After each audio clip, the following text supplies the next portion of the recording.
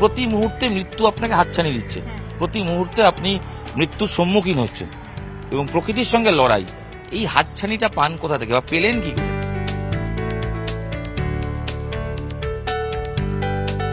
আমার জীবনে আমি যা কিছু পেয়েছি পাহাড়ই আমাকে দিয়েছে, হিমালয় সবকিছু দিয়েছে।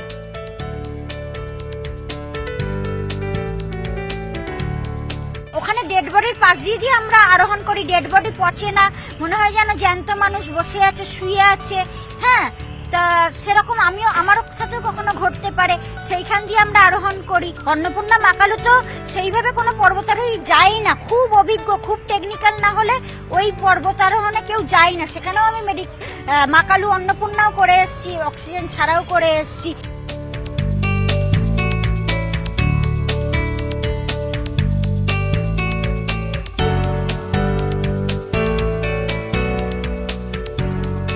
কথায় বলে বাঙালির পায়ের তলায় সর্ষে, আর আমি যার কথা বলবো তার পায়ের তলায় শুধু সর্ষে নয়, ঠিক যেন দুটো ডানা লাগানো আছে। তার কারণ তিনি পর্বতারোহী পিয়ালি বসাক। ইতিমধ্যেই 6টা উচ্চতম শৃঙ্গ জয় করেছেন, মোট 14টার মধ্যে 6টা কমপ্লিট এবং তার মধ্যে এভারেস্ট রয়েছে। এবং এভারেস্টের ক্ষেত্রে পিয়ালি বসাকের যে রেকর্ড, অতিরিক্ত অক্সিজেন ছাড়া তিনি সর্বোচ্চ শৃঙ্গে পৌঁছে যান এবং সেই নজির গড়েন। তারপর থেকে তার অভিযান চলছে। শুধু এভারেস্ট জয় করে তিনি থেমে থাকেননি, আবার বেরিয়ে পড়ছেন। তার কারণ ওই যে বলেছিলাম, তার দুটো ডানা লাগানো আছে। পিয়ালিদি, ওয়েলকাম নিউজ 18 বাংলা ডিজিটালে আপনাকে। শুরুতে বলছিলাম যে বাঙালির তো কথায় বলে পায়ের তলায় সর্ষে, আপনার সর্ষে না, আপনার মনে হয় দুটো ডানা আছে। খালি মনে হয় বেরিয়ে পড়ি আর পাহাড়ে গিয়ে থাকি নাকি? হ্যাঁ, পাহাড়ে গেলে আমি ভালো থাকি, মানে সমতলের থেকেও বেশি ভালো আমি পাহাড়ে গেলে থাকি। আমার অক্সিজেন স্যাচুরেশনও ওখানে নর্মাল 97-98 ওরকমই থাকে, মানে সি লেভেলে মানুষের যেরকম থাকে ওই হাইটে অন্যদের 50-60 অক্সিজেন লেভেল চলে যায়, আমার সেখানেও 97-98 থাকে। ওই কারণে কোনো কষ্ট বুঝি না এবং এত ওই প্রকৃতি স্বর্গে যেন পৌঁছে গেছি মনে হয়। তো এবং পাহাড় 4-5 বছর বয়স থেকে আমি পাহাড়ে যাচ্ছি, তো সেটা আমার এত ভালো। ওখানে খাওয়া দাওয়া আরো ভালো করে করতে পারি, স্ট্রং আরো বেশি হয়ে যায়। পর্বত আরোহণটাও, রক ক্লাইম্বিং, আইস ক্লাইম্বিং, সেগুলোও আমি অনেক বেশি ভালো করে ওই উচ্চতায় করতে পারি। আমার প্রশ্ন যেটা, সেটা হচ্ছে যে এভারেস্ট তো হয়ে গেছে, হ্যাঁ, ইতিমধ্যে 6টা হয়ে গেছে, হ্যাঁ। 6টা হাইস্ট পিক কমপ্লিট, এবার আবার বেরোচ্ছেন। হ্যাঁ। এবার টার্গেট কোথায়? এবারে হচ্ছে চায়না, চীন, তিব্বত দিয়ে সিসাপাংমা আর চৌইউ। তো সিসাপাংমা উচ্চতা হচ্ছে 26,300 ফুট, চৌইউ এর 27,000 ফুট। হ্যাঁ, চৌইউ 6ষ্ঠ উচ্চতম, সিসাপাংমা 14তম উচ্চতম। কিন্তু যদি 14 আর 6 এই দুটো টার্গেট আছে হ্যাঁ, হাইয়েস্ট অনুযায়ী, হ্যাঁ। সেই দুটো আপনি টার্গেট নিয়ে বেরোচ্ছেন। হ্যাঁ। তো এবং যদি চায়না চিপ পারমিশন দিতে কোনো সমস্যা হয় বা বর্ডার ক্লোজ করে দেয়, কেন কথা হয়নি আপনার সাথে? কথা হয়ে গেছে, কিন্তু ওরা তো জানেন যে চীনগঞ্জ হঠাৎই বন্ধ করে দেয় আর কি বর্ডার। এখনো তো কথাবার্তা চলছে, আমরা অভিযানে যাব, কথাবার্তা চলছে। কিন্তু যদি এমার্জেন্সি সিচুয়েশন কিছু হয়ে যায়, তাহলে আমি কাঞ্চনজঙ্ঘা, ওখান থেকে আমি আবার কাঞ্চনজঙ্ঘা 3য় উচ্চতম শৃঙ্গ ওই অভিযানে চলে, মানে আমার অভিযান কোনো কিছু ক্যান্সেল হবে না। ওই দুটো না হলে আমি কাঞ্চনজঙ্ঘাটাই অক্সিজেন ছাড়। আপনি যখন যে দুটো টার্গেটে যাচ্ছেন, সেটা না হলে টার্গেট আরো টাফ করে দিচ্ছেন, আরো বাড়িয়ে দিচ্ছেন টার্গেট, কেন? না, টাপ তো সবগুলোই আছে। তো আমার তো এভারেস্ট উচ্চতম শৃঙ্গও তো আরোহণ করার অভিজ্ঞতা আছে এবং তুষার ঝড়ের মধ্যে আমি অক্সিজেন ছাড়াই গেছি। তো সুতরাং এইটা তো, এবং মাকালু, অন্নপূর্ণা, এগুলো তো ডেডলিয়েস্ট পিক, অন্নপূর্ণা ওয়ার্ল্ডের ডেডলিয়েস্ট পিক। এবং অন্নপূর্ণা মাকালু তো সেইভাবে কোনো পর্বতারোহী যায় না, খুব অভিজ্ঞ, খুব টেকনিক্যাল না হলে ওই পর্বতারোহণে কেউ যায় না। সেখানেও আমি মাকালু, অন্নপূর্ণাও করে এসেছি, অক্সিজেন ছাড়াও করে এসেছি এবং একজন বিদেশিকে রেস্কিউও করেছি আমরা মাকালুতে, ডেথ জোনেতে। তো সেইখানে তো আমি প্রায় 25-30 ঘন্টা ওখানে সেই একা ছিলাম, খাড়াই বরফের দেওয়ালে, তুষার ঝড়ের মধ্যে একটা আমি ওইভাবে বেঁচেও ফিরে এসেছি। তো এগুলো আমার অভ্যেসই আছে আর কি। আচ্ছা, আপনি বিভিন্ন প্রসঙ্গে বলছিলেন যে অতিরিক্ত অক্সিজেন মানে ছাড়া, সেটা ছাড়া আপনি এবারও ট্রাই করতে চান, এবারও কি তাই করবেন? হ্যাঁ, এবারেও তাই করব, অক্সিজেন ছাড়াই, এবং অভিজ্ঞতাও তো আরো বেশি হয়ে অক্সিজেন ছাড়া এভারেস্ট করেছেন? হ্যাঁ, এবং তুষার ঝড়ের মধ্যে আমি অক্সিজেন ছাড়া গেছি, তো সেই কারণে আমি অক্সিজেন ছাড়াই করব, আমার অক্সিজেন লেভেলও বেশি থাকে, অসুবিধা নেই। আপনি গল্প করছিলেন, আপনি বলছিলেন যে বিরিয়ানি পাহাড়ের ওই উচ্চতায় বসে খাওয়ার অভ্যেসও আছে এবং বিরিয়ানি বানিয়ে নিয়ে যান বেস ক্যাম্প থেকে, তাই মানে বিরিয়ানিটা কি প্রিয় এবং সেটা সঙ্গে থাকে?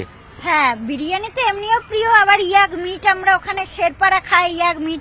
হ্যাঁ, তো ওটা দিয়ে আরো পুষ্টিকর হয়, সুস্বাদুও হয় এবং ওখানে বিউটেন গ্যাস আমরা নিয়ে যাই, বরফ গলিয়ে জল করে খেতে হয়। তো সেই বিউটেন গ্যাসের ইয়েতে আমরা ওটা গরম করে করে ওখানে আমি খেয়ে নিই। চিকেন রোস্টও খাই, আরো খেতে ইচ্ছা করে ওখানে আমার, ওখানে ওগুলো খেতে ভালোই লাগে। অন্যরা কিন্তু খেতে পারে না, অন্যরা জল খেলেও বমি পায়। সেখানে আমি যেহেতু আমার অক্সিজেন স্যাচুরেশন বেশি থাকে সেই কারণে আমি ওগুলো সব খেতে পারি। রিয়েলিটি আপনার কমপ্লিট হওয়ার মধ্যে যে 6টা তার মধ্যে কোন কোনগুলো রয়েছে ইতিমধ্যে যদি আরেকবার দর্শকদের বলেন? যে 14টা হাইয়েস্ট পিক, তার মধ্যে 6টা কমপ্লিট এবং 5টা পাকিস্তানে পড়ে, সেগুলো কি টার্গেট আছে? মানে কোনগুলো আপনার কমপ্লিট যদি আরেকবার জানান। এভারেস্ট, লোৎসে চতুর্থ উচ্চতম, মাকালু পঞ্চম। এভারেস্ট উচ্চতম 1 নম্বর, লোৎসে 4 নম্বর, মাকালু 5 নম্বর, মাকালু 5 নম্বর, ধৌলাগিরি 7 নম্বর, মানসলু 8 নম্বর, অন্নপূর্ণা 10 নম্বর। শেষ কমপ্লিট। হ্যাঁ, আর কাঞ্চনজঙ্ঘাটা 3 নম্বর। টার্গেট আছে এবার যদি চীনের থেকে না হয় তাহলে হ্যাঁ চীন। ছেলেরই দূরে একটা প্রশ্নটা হচ্ছে যে ছোট থেকে উৎসাহ পেয়েছেন, পর্বত আরোহণ করতে বেরিয়ে পড়েছেন, কিন্তু কিসের নেশায় যান, মানে কি টানে এবং কি থেকে নেশাটা তৈরি হলো যে পাহাড় চড়ে? এটা তো খুব একটা সহজ স্পোর্টস নয়, প্রতি মুহূর্তে মৃত্যু আপনাকে হাতছানি দিচ্ছে, প্রতি মুহূর্তে আপনি মৃত্যুর সম্মুখীন হচ্ছেন এবং প্রকৃতির সঙ্গে লড়াই। এই হাতছানিটা পান কোথা থেকে বা পেলেন কি করে? এই যে পাহাড়ে ওঠার যে কষ্টটা, এই কষ্টটাই কিন্তু আমি ভালোবাসি। মানে ভালোবাসার জোরে কিন্তু সব কষ্ট সবকিছুই পেরিয়ে যাওয়া যায়। অনেকে বলে যে অনেক সহ্য শক্তি লাগে বা মনের জোর লাগে, আমার মনে হয় যে ভালোবাসাটাই সবকিছু। ভালোবাসার জোরেই আমি এই কষ্ট পেরিয়ে যেতে পারি এবং মাউন্টেনিয়ারিংকে বলা হয় যে আর্ট অফ সাফারিং। হ্যাঁ, মানে কষ্টটাকে সহ্য করারই যে একটা আর্ট, সেইটাই পর্বতারোহণ। তো এবং আমি সেই জিনিসটাকেই ভালো, এই যে এত কষ্ট, মানে নরকের মতো যন্ত্রণা, মৃত্যু ভয় প্রতি মুহূর্তে লাইভ রিস্ক, মৃত্যু ভয়। এবং ওখানে ডেড বডির পাশ দিয়ে আমরা আরোহণ করি, ডেড বডি পচে না, মনে হয় যেন জ্যান্ত মানুষ বসে আছে, শুয়ে আছে। হ্যাঁ, তা সেরকম আমারও সাথেও কখনো ঘটতে পারে, সেইখান দিয়ে আমরা আরোহণ করি।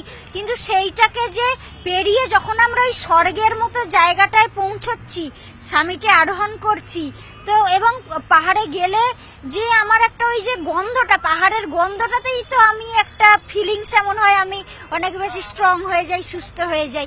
তো এইগুলো পাওয়াটাই সবচেয়ে আমার ভালো লাগে। এই কষ্টটা পেরিয়েও যে ভালোবাসাটা পাহাড়ে পাওয়া যায়, আমার জীবনে আমি যা কিছু পেয়েছি পাহাড়ই আমাকে দিয়েছে, হিমালয় সবকিছু দিয়েছে।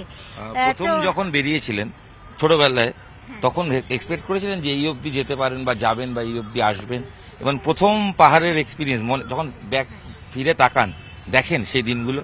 হ্যাঁ, নিশ্চয়ই। মানে এমনিতে ছোটবেলা থেকে আমার যে পারফরমেন্স ছিল, আমি তো অনেক আরো পর্বত অভিযান করেছি, সেখানে আরো যারা দেশ থেকে বিদেশ থেকে যারা আসছো তাদের সাথে আমার লেভেলটা বুঝতে পারতাম, আমি কতটা কম আছি বা বেশি আছি, তার থেকে আমি বুঝতে পারতাম। এবং আমার HMI এর স্যাররাও বলেছিলেন যে কুসাং শেরপা স্যার, সাঙ্গে শেরপা স্যার, ওনারা অনেক অভিজ্ঞ, প্রচুর সারা জীবনে প্রচুর স্টুডেন্ট দেখেছেন।